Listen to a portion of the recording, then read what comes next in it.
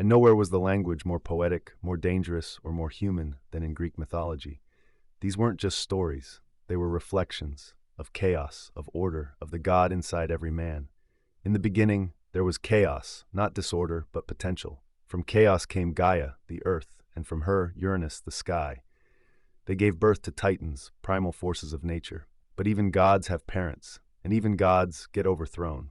Kronos, king of the Titans, feared a prophecy that one of his children would destroy him.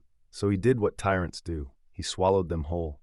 But fate always finds a way. His wife, Rhea, hid the last child, a boy named Zeus. Raised in secret, Zeus grew strong, and when the time came, he made Kronos cough up his siblings, then led a war that shook the heavens. The Titanomachy, gods versus titans, the young versus the ancient. And when the dust cleared, Zeus stood atop Mount Olympus, ruler of gods, wielder of thunder. But power never sits still. The Olympians, Zeus, Poseidon, Hades, Hera, Athena, Apollo, Artemis, Ares, Dionysus, they were flawed, petty, jealous, passionate. They loved like mortals, fought like warriors, and punished without mercy. But that's the point. They weren't meant to be perfect. They were mirrors. Athena was wisdom and strategy, Ares, pure aggression, Apollo, reason and music, Dionysus, chaos and ecstasy. The gods weren't up there. They were in here.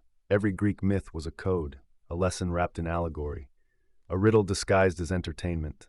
You've got a Prometheus inside you, willing to steal fire for a cause, a Hercules, facing 12 impossible labors but pushing through, a Narcissus, falling in love with his own reflection, an Odysseus, trying to get home but caught in storms of your own making.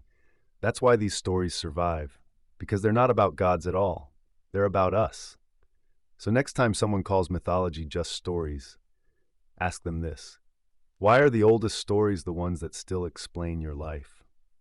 Why does Pandora's box still warn us about curiosity?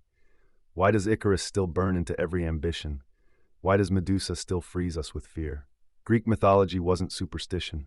It was science of the soul, a language of symbols to teach us how to fight, how to love, how to fall, and how to rise again, just like Zeus, just like man.